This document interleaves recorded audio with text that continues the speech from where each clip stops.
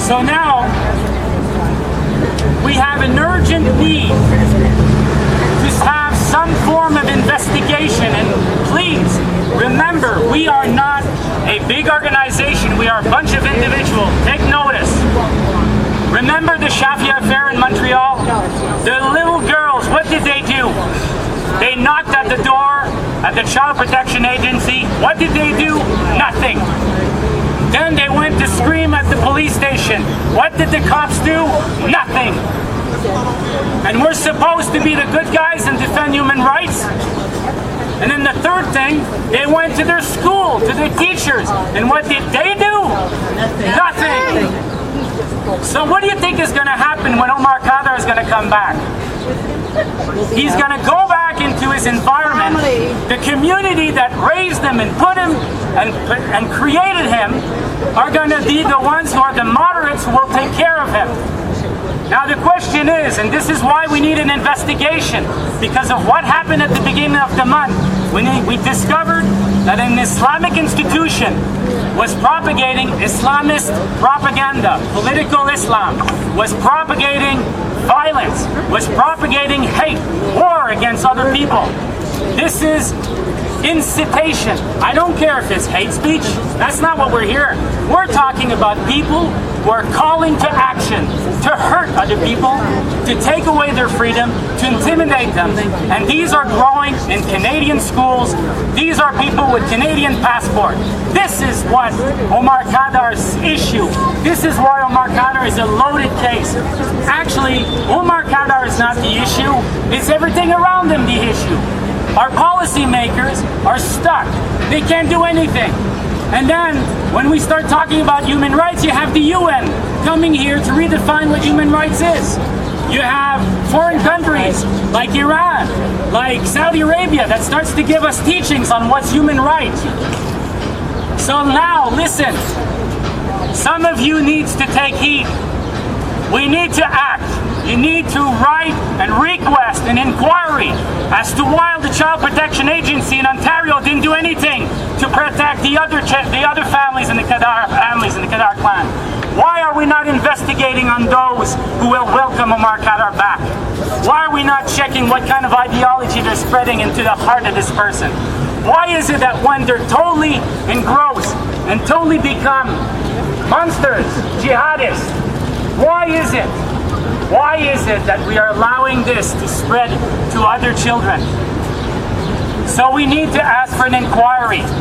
Think of the right institution to write to. Think Child Protection Agency, schools. Take action. As individuals, stop waiting for other people to take action for you. The only thing they will do is they would ask these same people that are welcoming Omar Khadr, they will ask those people who create jihadists and child soldiers, they will ask their advice on how to cure the problem. And these same problems are the same ones who are lobbying in Ottawa and Quebec City to call on us to counter Islamophobia, when these same people are teaching their own people to kill other people that are Canadians, to kill or to use violence or to start wars. Even I'm not talking wars abroad. I'm talking wars against our own people over here. And these were books that were found. It was published. You can see the books printed in the pages in the National Post and the Huffington Post. So again, I ask you, don't wait for an organization. If you're in front, you're alone in front of your desk, write, do something about it. See how people, we should even have an inquiry as to why la DPJ in Quebec is not doing anything to protect other people who are coming to this country to be safe, to experience freedom, to experience the way you can dress anywhere you want and nobody's going to jump on you and blame you because you were not dressed according to their standards. So, take action. So, again, we ask our policymaker to reflect. Use the media if you have to. The majority of the people, left or right, are scandalized by the fact that we can't do anything about the fact that Omar Khadr is coming back to Canada other than ask to fix the system and adapt it to the new world reality. Thank you very much. Mark, thank you so much. You give us so much things to think about all the time. we have our homework to do now. Mark talked about individuals, but we represent Act for Canada.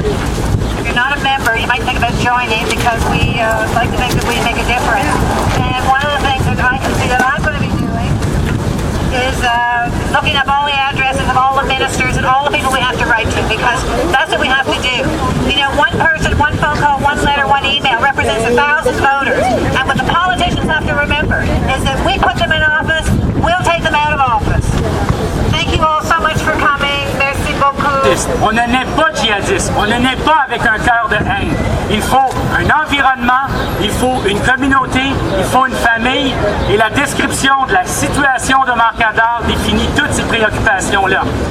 Madame Kapoor, qui est en Ontario, une immigrante qui vient de l'Inde, Madame Kapoor, elle a réalisé qu'Omar Khadr était pour revenir dans son quartier en tant que citoyenne, en tant qu'individu, et non en tant que groupe, association ou organisation.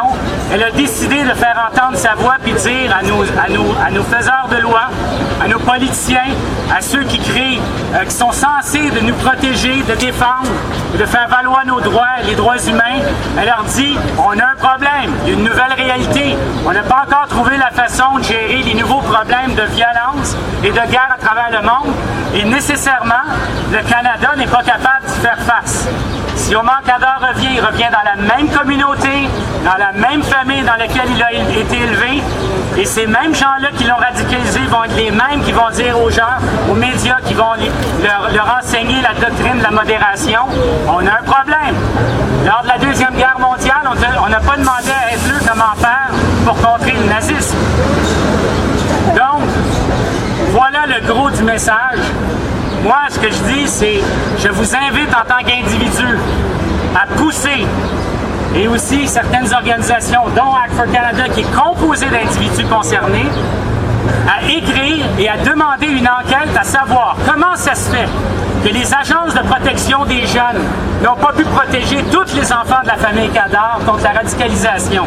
Comment ça se fait qu'on n'enquête pas sur le milieu dans lequel la famille Khadr a été élevée?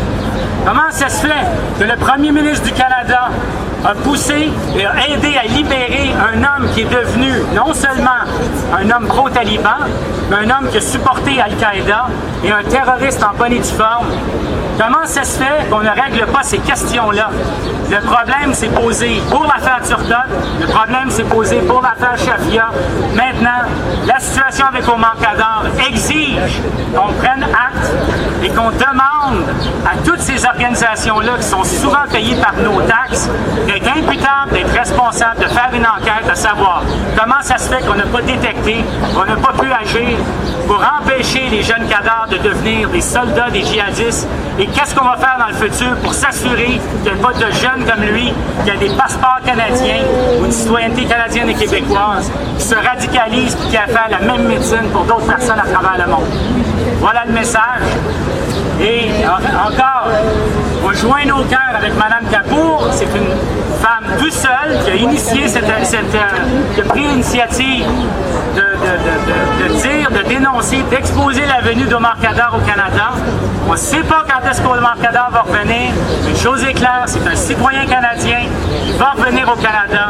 Moi, je dis, arrêtons de se concentrer sur lui, concentrons-nous sur son environnement, sur qu'est-ce qu'il a fait qui est devenu qui il est, et qu'est-ce qu'on va faire dans le futur pour s'assurer qu'il n'y ait pas d'autres enfants comme le frère d'Omar Khadr et Omar Khadr. Merci beaucoup.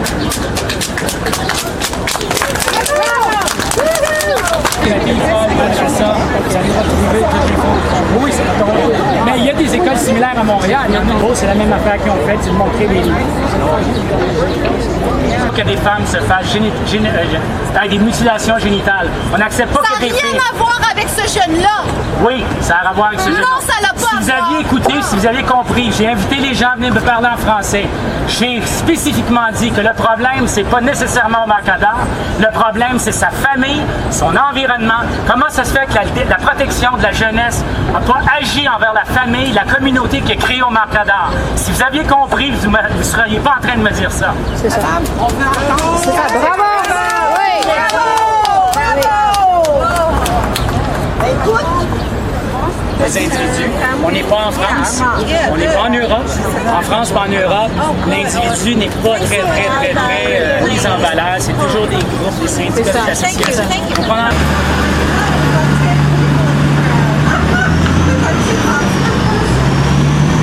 I know. You know, this is the problem. Nobody cares. I get to ride and everything organized around it. But then you can come to take part in the rally. You never know what you might learn. Anyhow, I'm glad that you're here to protect me.